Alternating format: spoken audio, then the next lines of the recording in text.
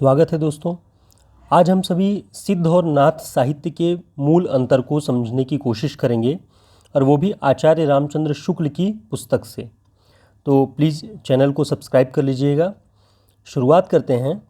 आचार्य रामचंद्र शुक्ल सिद्धों के साहित्य को मात्र सांप्रदायिक शिक्षा मानते हैं, इसीलिए वे इनके द्वारा जो साहित्य रचा गया, जो उनकी रचनाएं थी, उनको शुद्ध साहित्य के अंतर्गत नहीं मानते हैं।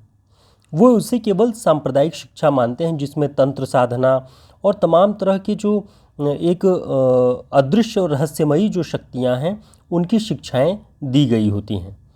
शुक्ल जी लिखते हैं कि जीवन की स्वाभाविक अनुभूतियों और दशाओं से उनका कोई संबंध नहीं है, अतः वे शुद्ध साहित्य के अंतर्गत नहीं आती हैं।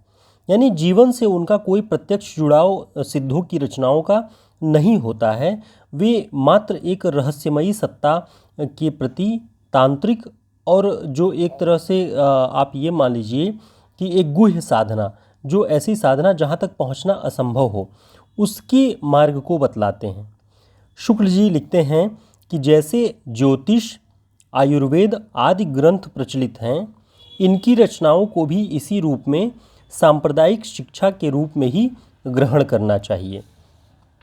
आगे देखिए, आचार्य रामचंद्र शुक्ल जब नाथपंथियों के बारे में लिखते हैं तो वो कहते हैं कि नाथपंथियों का मूल भी बौद्धों की वज्रयान शाखा ही था।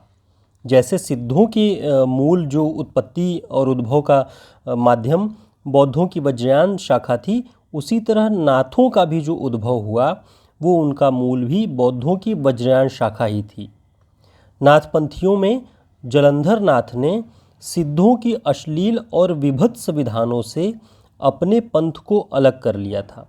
सिद्धों ने जो वामाचार फैलाया, जो कुधर्म फैलाया और जादू, टोने, तंत्र मंत्र की विद्या भारत के पूर्वी हिस्सों में, खासकर बंगाल, उड़ीसा, बिहार इत्यादि क्षेत्रों में जो वो शिक्षाएं फैलाई, उनके प्रभाव से नाथपंथियों में जलंधर नाथ जी ने अपना एक अलग संप्रदाय, नाथ संप्रदाय को चलाया। वो सिद्धों की उन परंपराओं से, उन शिक्षाओं से सहमत नहीं थे। आप देखेंगे तो नाथ परंपरा में जो सबसे पहले जलंधर नाथ जी का नाम लिया जाता है, फिर उनके शिष्य मच्छंदर नाथ या मत्स्येंद्र नाथ हैं, और उन्हीं के शिष्य मत्स्येंद्र नाथ या मच्छंदर नाथ के शिष्य गोरखनाथ थे। गोरखनाथ ने ही नाथ संप्रदाय को एक रूप प्रदान किया और उनकी शिक्षाओं को भक्ति काल के लिए एक आधार प्रदान किया। नाथ पंथ में गोरखनाथ ने सिद्धों के अनाचारों, तंत्र विद्याओं के विरुद्ध पतंजलि के उच्च लक्ष्य ईश्वर की प्राप्ति को लेकर हठयोग का प्रवर्तन किया।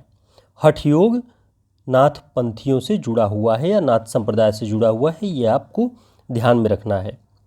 शुक्ल जी का मानना है कि नाथ पंथ सिद्धों की ही परंपरा से छंटकर बना है।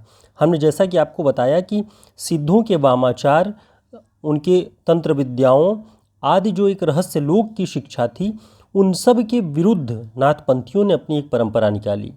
और सिद्धों का जो क्षेत्र था वो भारत का पूर्वी हिस्सा था। नाथपंथियों ने वहाँ से चलकर, भारत के पूर्वी हिस्से से चलकर भारत के पश्चिमी हिस्से, राजपूताने, पंजाब इत्यादि को अपनी साधना का स्थल बनाया। तो नाथपंथियों की शिक्षा भारत के पश्चिमी भाग में आपको दिखाई पड़ेगी।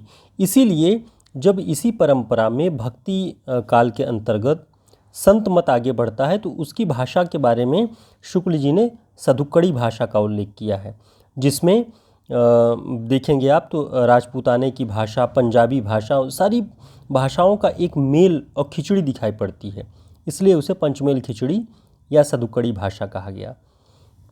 तो ये सिद्धों की परंपरा से ही छटकर नाथपंथी भारत के पूर्वी भागों से चलकर पश्चिमी भागों की ओर आए। गोरखनाथ की हठ योग साधना ईश्वरवाद को लेकर चली, अतः उसमें मुसलमानों के लिए भी आकर्षण था। ये ऐसी नाथ परंपरा थी जो ईश्वरवाद को लेकर चली, जिसमें बहुदेवोपासना करने वाले हिंदुओं और एकेश्वरवाद को धारण करने वाले मुसलमानों दोनों के लिए जगह थी। भक्ति काल का निर्गुण संत साहित्य इन्हीं सिद्धों और नाथों के बनाए हुए रास्तों पर चला।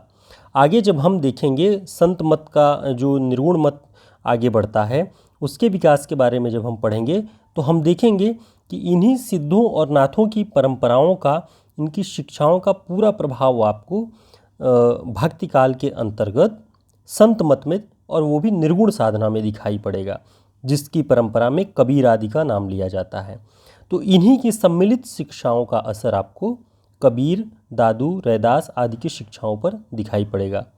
तो आशा है कि आपको ये सिद्धों और नाथों के साहित्य के बारे में समझ में आ गया होगा, और जो भी प्रश्न होंगे आप कमेंट करके ज़रूर बताइएगा, हम उसे और क्लियर करेंगे। बहुत धन्यवाद।